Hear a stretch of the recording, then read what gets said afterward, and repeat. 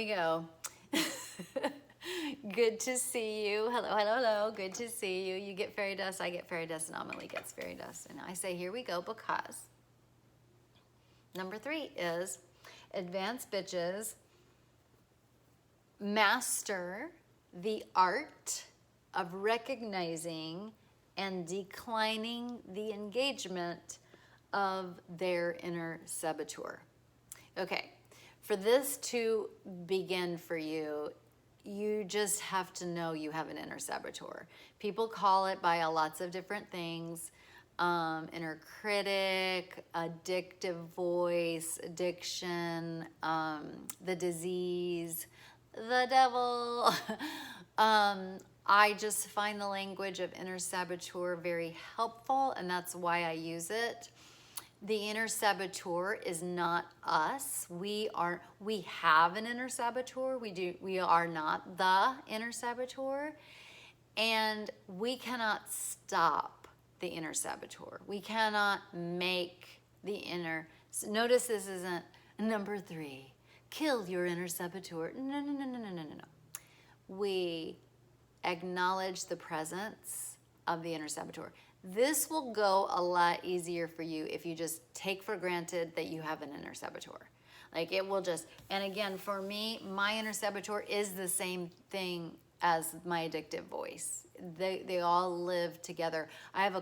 My inner saboteur knows all my problems and knows where I'm the most vulnerable and will try to strike at that point. So all this entails, and this will have to have a lot of tools, but all this entails is for you, for the third one to come alive in you, and for you to check that off, not check it off as like it's a done deal, but check it off like, yep, this tenet works for me as well, is just to know that you have an inner saboteur and that it is trying to stop you from achieving your dreams. It is actively trying to take away your happiness. It is actively in your thoughts, and it's in every fucking thought you have. Your inner saboteur is there to make you miserable. Your inner saboteur is trying to get you to use. Your inner saboteur is trying to get you to check out. Your inner saboteur is, don't worry about this, but I see the inner saboteur as adaptive. What does that mean? That means that we actually do need an inner saboteur to help us live. It's a fucking pain in our ass, but we have to accept the fact that it has helped us. The inner saboteur has helped us survive. If you are here today, which you are because you're watching me, your inner saboteur had a hand in getting you to where you are. Now, some of that you can see, like look at the destruction all around you and say, yup. Others of you may seem like you have a nice life or whatever. Your inner saboteur has helped you as well. So I'll give you a couple of examples. I am a food addict. I, from very early, used food to cope, to make it, to live. Food very almost instantly probably became my precious. Like I needed it, and I always needed more. And okay, so I was overweight for most of my childhood, fat in high school, like really overweight, obese. I was obese actually. And I mean, I was like I'm 5'2", so it was like 175. With both of my pregnancies, I was over 200. That's so wrong. That's so wrong. But I didn't know another way to survive those pregnancies. Like I had to eat. But I wasn't purging, so that good for me. And also back then in the 80s or like early 90s, we didn't know that being fat was a problem for children, for our infants, for our little fetuses. We did not, that wasn't readily available to us of how unhealthy that was. But anyway, I digress.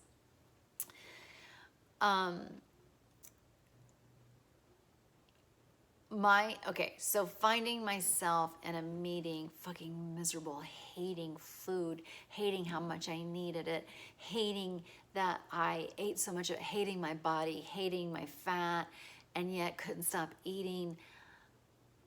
I see that now as thank God, thank God, thank God. And just two examples of thank God I was fat in high school. Because if any boy made his way toward me and said that he liked me, I probably would have slept with him. Like all the boys. Like all you had to do is like, you're pretty, okay, I'll have sex with you. Like, like, and yes, you're finding out I did not have sex in high school.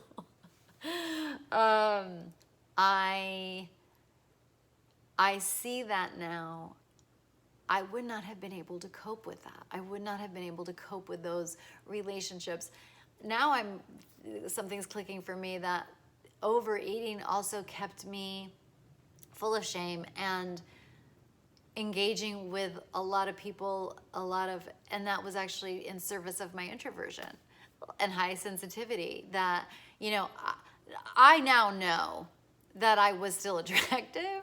I didn't think that then, but that I now know that I was pretty attractive then, even overweight. Like, look at the beauty that is out there now that we get to see. People of all sizes, so gorgeous. There was none of that in the 70s or 80s. There was none of that. Like, that was seen as not pretty, not whatever.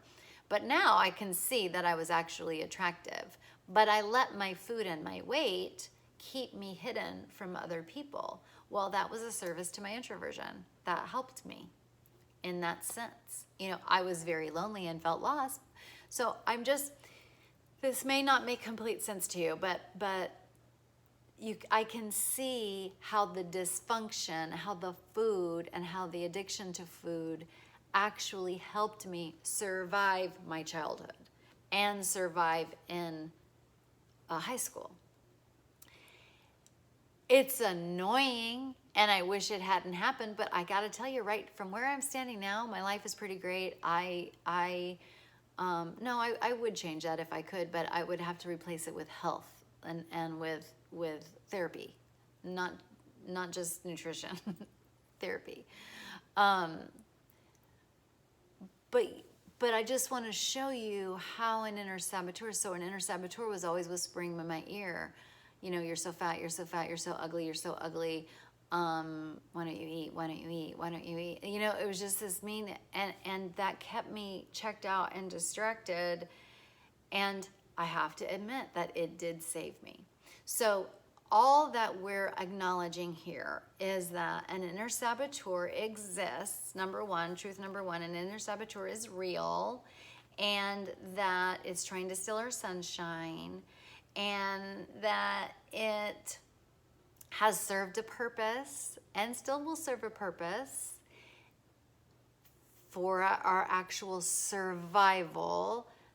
Our inner saboteur is misguided on what survival is now, but it still feels like it needs that survival. And our inner saboteur is never not paying attention, and that what we resist persists. All of that, like, I hate myself, I hate myself, I hate myself, I need to eat, I need to eat, I need to eat. There was no resisting it. There was no resisting it. But understanding where it came from, like understanding that underneath all of that, you're so fat, you're so fat, you're such a piece of shit, you're so fat, you're disgusting, I want to eat, I want to eat, I can't eat, I can't eat, I can't eat, I can't eat, oh my God, I have to eat. All of that hid a lifelong depression. Just hid it. All that was underneath there. I didn't have to feel as down as I actually was because of food. Anxiety, how to cope with life, how to cope with school, how to cope with all of that. My eating disorder, my love for food, my addiction to food, hid all of that for me. And so sometimes it would pop through, but most of the time it was always about the food and being fat and not eating the food and then eating the food. Like, that was the cycle of destruction that I was in. And that it got me here. And so okay, and so there's no resisting it. We cannot say, I don't want to eat, I don't want to eat, I don't want to eat, and not eat if you're a compulsive overeater. It doesn't work like that. We don't get the willpower to stand up to our inner saboteur.